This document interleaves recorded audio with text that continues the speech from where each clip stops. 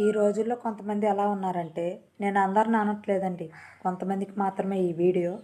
ఆస్తి అంతా రాయించేసుకొని భర్త దేశం కానీ దేశం వెళ్ళి తిరిగి వచ్చే లోపల మరెవరినో తీసుకొచ్చి పెట్టి భర్త నిలదీసేసరికి ముగ్గురం కలిసి ఉందామంటే ఏ భర్తనో ఒప్పుకుంటారా?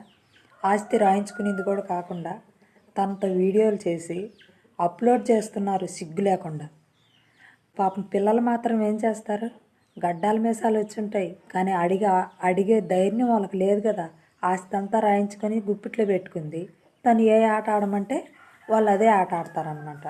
ఇలాంటి వాళ్ళని ఏం చేయాలో నాకన్నా మీరు చెప్తేనే బాగుంటుంది.